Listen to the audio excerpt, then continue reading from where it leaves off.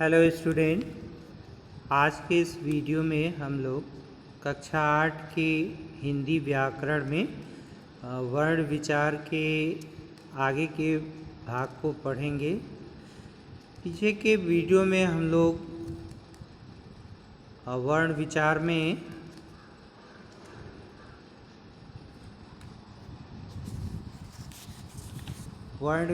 में वर्णमाला, स्वर, स्वरों के भेद आदि को पढ़े थे। अब व्यंजन क्या होता है, तो आइए हम आगे इसमें पढ़ते हैं व्यंजन को। जिन वर्णों का उच्चारण करते समय स्वरों की सहायता ली जाती है उन्हें व्यंजन कहते हैं।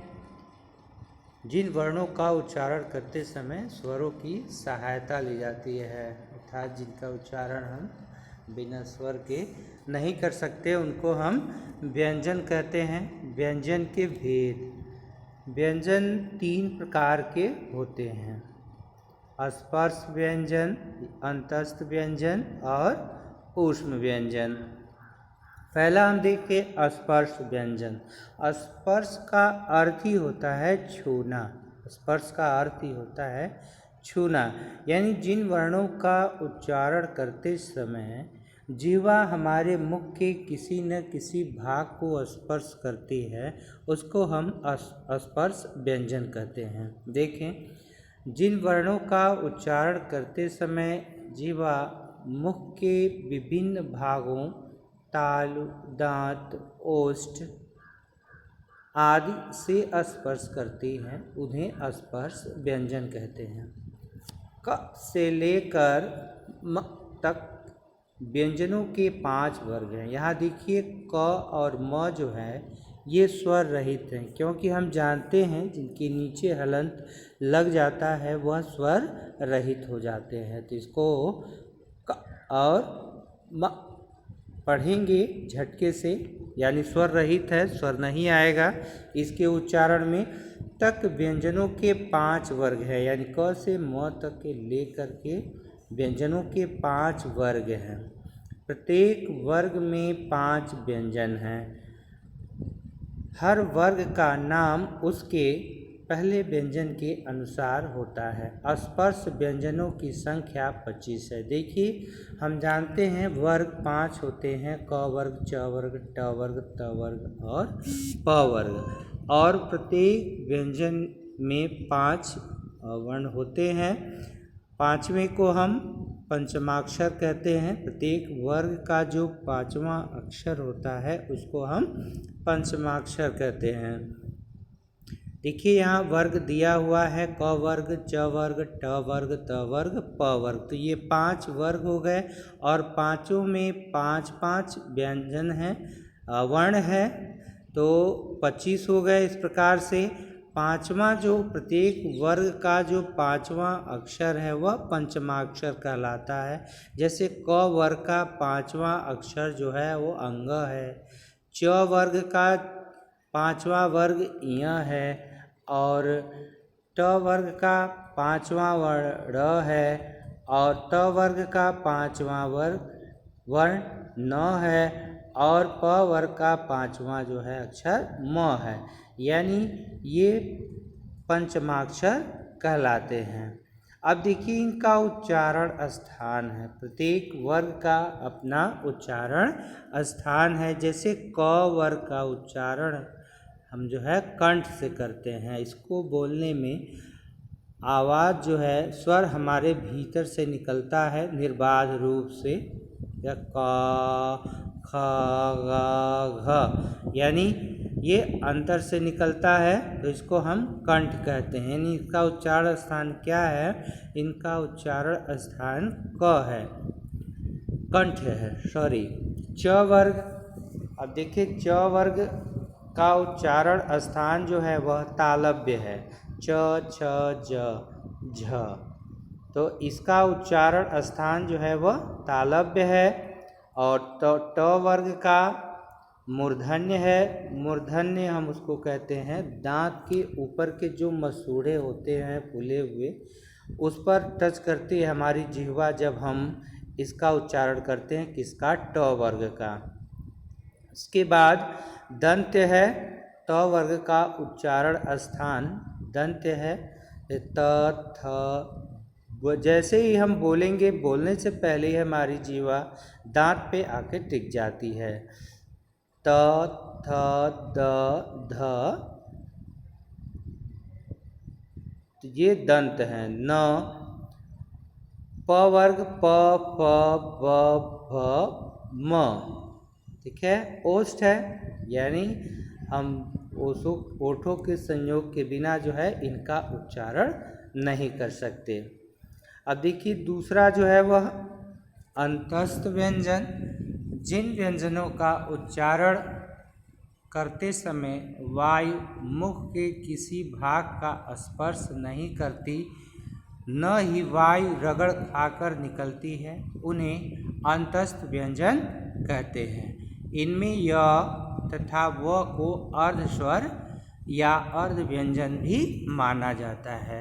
य र ल व अंतस्थ व्यंजन है। अंत अस्थ यानी अंदर के स्थान से स्वर निकलते हैं, ये इनका जब हम उच्चारण करते हैं य र ल व का। तीसरा आपका है ऊष्म व्यंजन। अब ऊष्म व्यंजन नाम से ही आपको पता चल जा रहा होगा कि ऊष्म यानी गर्म। तो जिन वर्णों का उच्चारण करते समय वायु तेज गति से गर्म या ऊष्म होकर निकलती है, उन्हें ऊष्म व्यंजन कहते हैं। जैसे देखिए यहाँ तीनों श जो है, श ख स ह, चार ऊष्म व्यंजन हैं।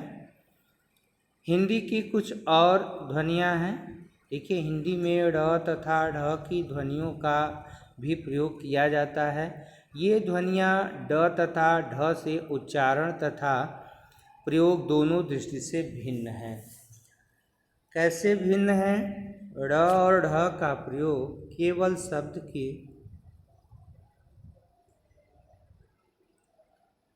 मध्य तथा अंत में किया जाता है। जैसे सड़क, पकड़, पढ़ाई, बूढ़ा। यहाँ देखिए ड़ चाहे ढ जो है या तो शब्द के मध्य में या शब्द के अंत में ही आए हुए हैं। ड तथा ढ का प्रयोग शब्द के आरंभ, मध्य तथा अंत कहीं भी किया जाता है। जैसे यानी ड और ढ का जो है प्रयोग हम कहीं भी कर सकते हैं। ये शब्द के आरंभ में, मध्य में, अंत में, तीनों जगह पर आ सकते हैं शब्द में। जैसे देखिए ड जो है डिब्बा, गड्डी, बुढ़ा, मध्य में, अंत में, प्रारंभ में आया हुआ है। उसी तरह ढक्कन, गड्ढा, ढाल, यहाँ प्रारंभ में, मध्य में और अंत में और प्रारंभ में आया हुआ है। अब हम देखते हैं संयुक्ताक्षर को। संयुक्त मतलब जुड़ना, जुड़ा होना। संयुक्त है, जुड़ा हुआ है। तो नाम से ही पता चल जा रहा है हमको संयुक्ताक्षर यानी जुड़े हुए जो अक्षर हैं। ये अक्षर जो है एक से अधिक अक्षरों से मिल करके बने हुए हैं। हिंदी वर्णमाला के अंत में 4 संयुक्ताक्षर छ, त्र, ज्ञ, स्र लिखे जाते हैं। इन्हें संयुक्ताक्षर कहते हैं। ये 2 व्यंजनों के मेल से बनते हैं। इन्हें मिलाकर बोला तथा लिखा जाता है। अब यहाँ पर देखिए छ जो है क धन श, यहाँ पर क देखिए स्वर रहित है क्योंकि हलंत लगा हुआ है। स्वर का उच्चारण इसके साथ नहीं होगा। तो यहाँ पर छ और छ से शब्द क्षति है, क्षमा है, कक्षा है। इसी तरह आपने देखा हो कि अंग्रेजी में जब हम छत्र लिखते हैं तो उसकी स्पेलिंग हम जो है के से शुरू करते हैं, KSH, ठीक है। तो KSH यानी छ, त्र, त धन र, यानी यहाँ पर भी स्वर रहित यह है ये त क्योंकि हलंत लगा हुआ है। यहाँ स्वर का उच्चारण नहीं होगा त के साथ। तो तो और र मिल करके त्र हो गए हैं। और शब्द देखिए हमारा त्रिभुज, त्रिशूल, स्त्री आदि। ज्ञ शब्द जो है वो ज और य से मिलकर बना है ज्ञ, ज्ञानी, अज्ञात, प्रज्ञा। और श्र जो है वो श धन र यानी श्र, श्रमिक, श्रुतलेख, अश्रु। जब किसी व्यंजन का व्यंजन के साथ संयोग होता है तो उससे कुछ संयुक्त ध्वनियाँ बनती हैं। द्वित्व व्यंजन पहला इसमें दे रहा है, देखिए द्वित्व व्यंजन क्या है। द्वित्व व्यंजन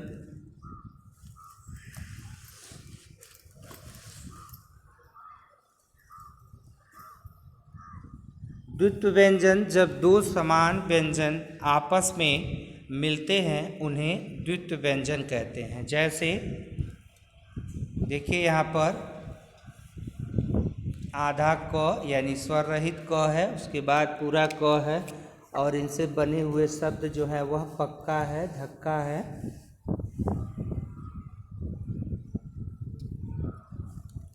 उसके बाद श है स्वर रहित, उसके बाद पूरा श है। रस्सी, गुस्सा शब्द बना हुआ है। दूसरा ये द्वित्व व्यंजन कहे जाएंगे। जिन व्यंजनों के अंत में खड़ी रेखा होती है उसे खड़ी पाई कहते हैं। कुछ पाई वाले व्यंजन इस प्रकार से होते हैं, जैसे ख, ग, प, च, ज, स, ध, न, म, य। देखिए इनमें सभी अक्षरों में खड़ी पाई बनी हुई है। ख में सीधी, फिर ग में है, प में है, च में है, ज में है, स में, ध में, न में, म में, य में खड़ी। तो ऐसे व्यंजनों को हम क्या करते हैं, खड़ी पाई वाले व्यंजन का जब किसी से मेल होता है तो खड़ी पाई हटा दी जाती है। जैसे देखिए धनत तो अस्त हो गया, मस्त हो गया। और आधा न धन्य न्य,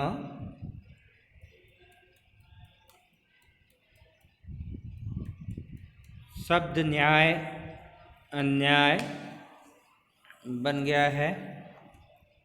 तीसरा कह रहा है कि जिन व्यंजनों में खड़ी पाई मध्य में होती है उनमें घुंडी हटाकर अगले व्यंजन के साथ उन्हें जोड़ दिया जाता है। जैसे क में देखिए यहाँ पर खड़ी पाई बीच में है, घुंडी लगी हुई है, तो उसको हम मिलाकर लिखने के लिए उसके घुंडी को हटा देते हैं।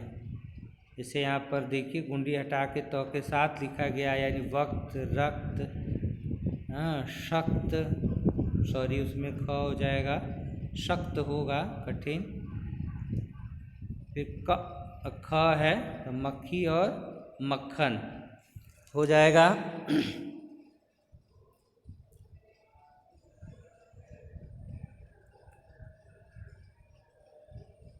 चौथा देखिए बिना पाई वाले व्यंजन च, ट, ठ, ड, ढ, ह जब किसी अन्य व्यंजन से मिलते हैं तो पहले व्यंजन में हलंत लगाकर जोड़ा जाता है।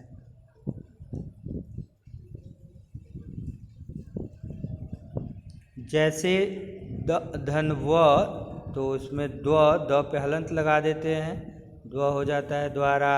फिर ह पे हलंत लगाएंगे और चिन्ह होगा चिन्ह। फिर ट पे यहाँ हलंत लगाया है, ठ के आगे लट्ठा, मट्ठा, खट्टा, पट्ठा।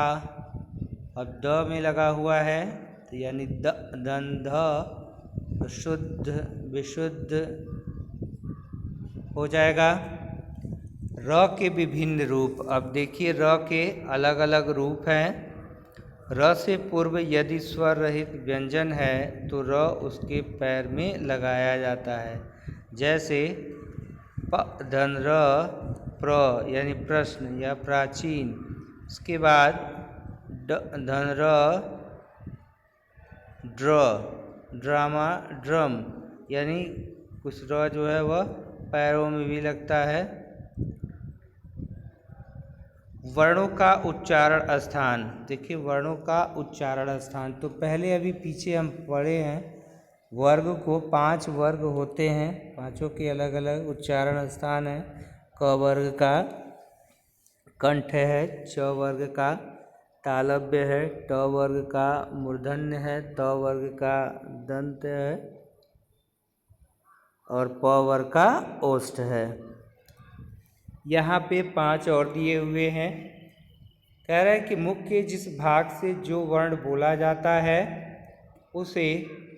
वह उस वर्ण का उच्चारण स्थान कहलाता है। इसके आधार पर व्यंजनों को 10 वर्गों में रखा गया है। देखिए कंठ का उच्चारण किसके, इनका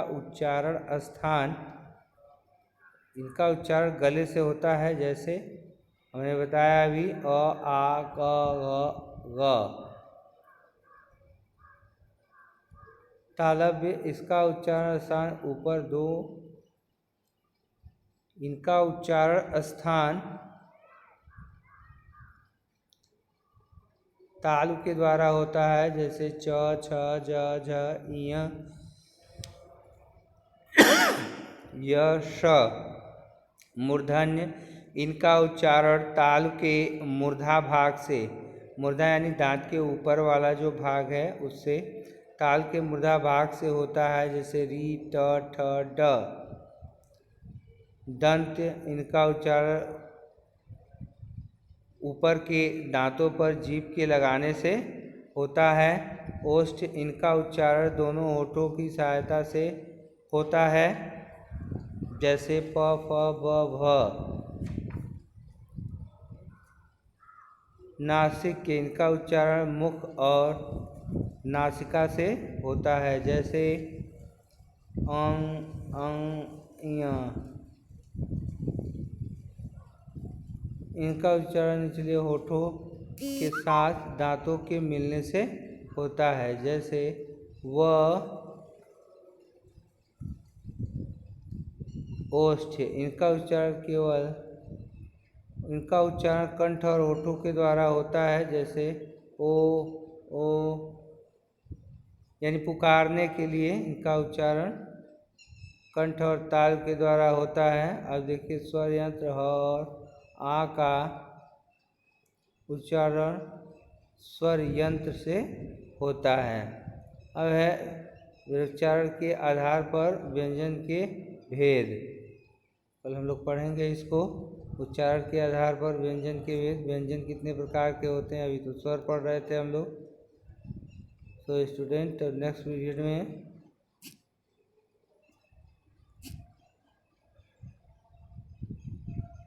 आज के वीडियो में बस इतना ही।